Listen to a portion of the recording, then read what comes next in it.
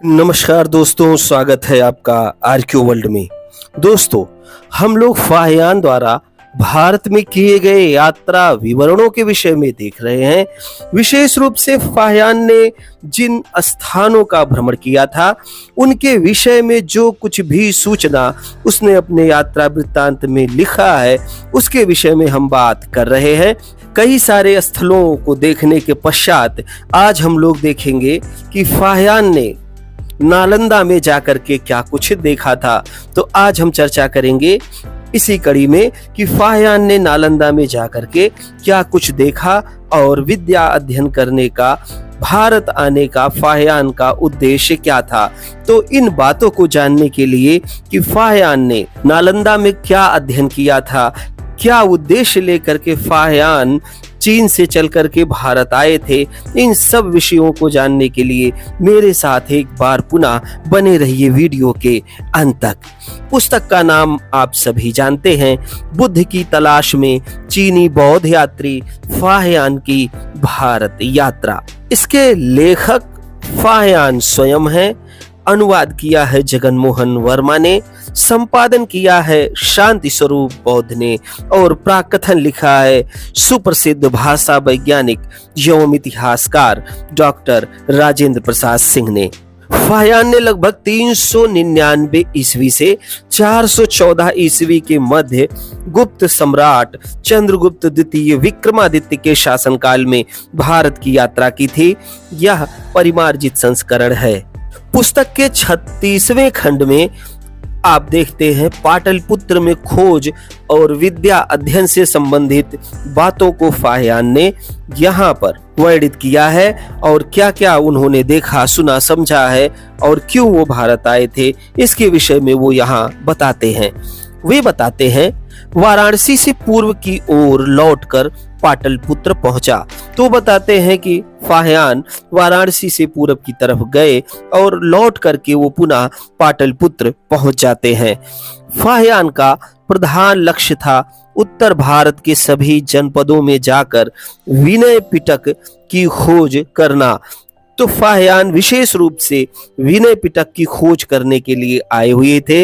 विनय बौद्ध भिक्षुओं से संबंधित नियम कानून के विषय में बताता है, उनके जीवन शैली और दिनचर्या के विषय में बताता है। इसीलिए विनय पिटक की खोज करने के लिए फाहियान यहाँ आए थे और यह वह समय था जब अनेक भिक्षु मिलकर के आपस में ही विनय का निर्माण कर लिया करते थे। फाहियान जब पाटलिपुत्र पहुंचे तो उन्होंने वहां देखा कि परंपरा से मौखिक शिक्षा देते हुए एक आचार्य उन्हें मिले, पर मूल प्रति नहीं मिली। किससे वह लिखता, मतलब कि परंपरा से ही मौखिक शिक्षा देने वाले एक आचार्य से फाहियान मिलते हैं, किंतु जिसकी वो शिक्षा दे रहे थे उनकी मूल प्रतियां संभवतः उनको नहीं मिली, इसलिए इतनी दूर चलकर मध्य भारत में आए। यहाँ महायान के संघाराम में एक निकाय का विनय पिटक मिला, अर्थात महासांघिक निकाय का विनय पिटक। तो फाहियान जब पहुंचते हैं तो वो देखते हैं कि वहां पर महायान शाखा का एक विनय पिटक मिलता है जिसे महासांघिक निकाय का विनय पिटक कहा गया है। भगवान बुद्ध या तथागत बुद्ध जब संसार में थे तब प्रथम महासंघ में इसका प्रचार हुआ था। तो भिक्षुओं ने बताया फाहियान से कि ये जो महासांघिक निकाय का विनय पिटक है, इससे संबंधित अनेक नियम कानून जब तथागत बुद्ध संसार में थे तभी प्रथम महासंघ में इसका प्रचार प्रसार हुआ था। तो बहुत कुछ चीजें इसमें से निकल करके आई हुई हैं जो कि समाज में एक नैतिकता स्थापित करने का कार्य कर रही हैं। कहने का तात्पर्य ये है कि बौद्ध धर्म एक प्रोग्रेसिव धर्म है। इसमें शोध कार्य के माध्यम से धीरे धीरे करके अलग अलग विभाग बनते गए, जैसे थेरवाद, महायान, महायान के अंतर्गत वज्रयान, तंत्रयान, मंत्रयान, और ये लोग अपने कार्यों को शोध के माध्यम से सिद्ध करने का प्रयास कर रहे थे। विशेष रूप से तथागत द्वारा दिए गए धम्मोपदेश के विषय में ये लोग प्रचार प्रसार का कार्य करते थे। जेतवन बिहार के शिक्षा क्रम के अनुसार मूल था। शेष 18 निकाय अपने आचार्यों के मत और सिद्धांत अनुसार यहाँ एक दिया गया है। 18 निकाय पे दिया गया है कि भ्रमवश अंग्रेजी अनुवादकों ने भावना समझ मनमाना अर्थ किया है। लेगी महोदय ने 18 स्कूल्स, व्हील महोदय ने 18 सेक्ट्स और अन्य ने कुछ और बातें कही हुई हैं।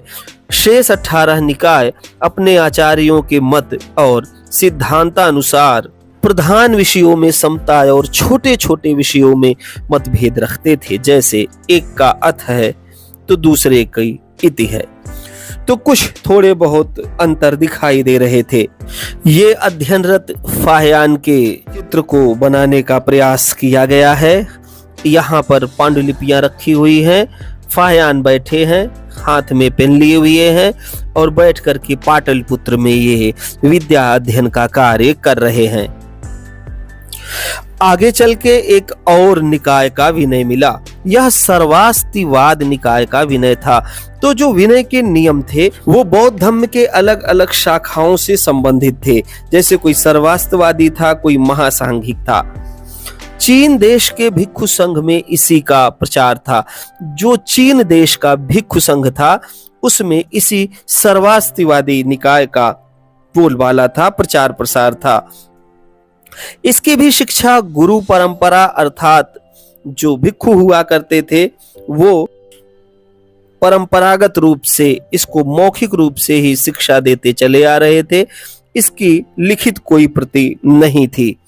यहीं के इसी संघ में संयुक्त धम्म हृदय लगभग 6000 गाथा का मिला। तो इसी संघ से संयुक्त धम्म हृदय नाम का लगभग 6000 गाथाओं का एक संग्रह प्राप्त हुआ।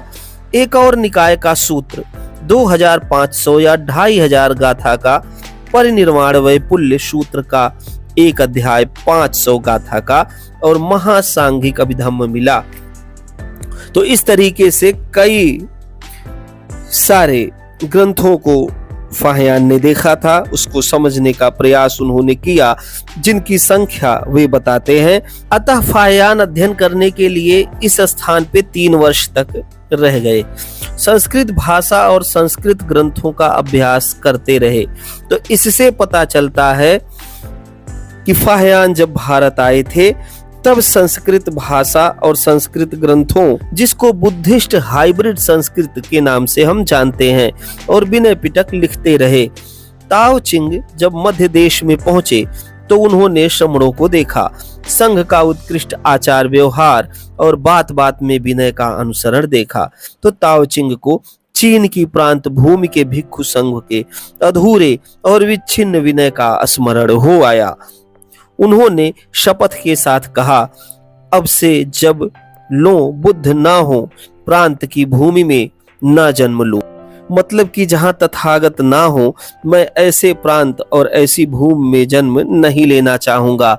फिर वह यहीं रह गए और वापिस नहीं लौटे। तो ताओ चिंग यहीं रह गए।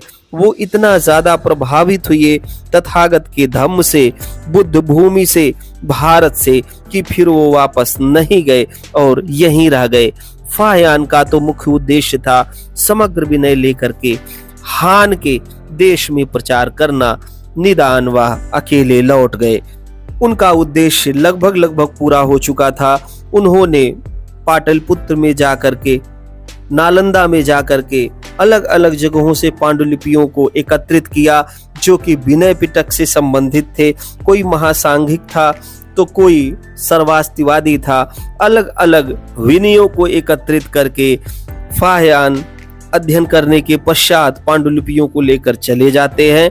लेकिन सबसे बड़ी बात यह है कि वो कुछ संस्कृत भाषा में भी पढ़ते हैं, जिसको विद्वानों ने बुद्धिस्ट हाइब्रिड संस्कृत का नाम दिया है। उनके साथ आए हुए ताओ चिंग नहीं जाते और वो भारत में ही रह जाते हैं, विद्या अध्ययन करते रहते हैं और उनको यहीं पे निर्वाण की प्राप्ति होती है। तो आज हम लोगों ने फाहयान द्वारा जो नालंदा में उनका अध्ययन था उसके विषय में देखा, विनय के नियमों को देखा, विनय पिटक को समझा और थोड़ा बहुत बुद्धिस्ट हाइब्रिड संस्कृत की भी चर्चा की। आज के लिए बस इतना ही। वीडियो कैसा लगा मुझे कमेंट करके अवश्य बताएं। वीडियो में अंत तक बने रहने के लिए आप सभी लोगों का बहुत बहुत धन्यवाद।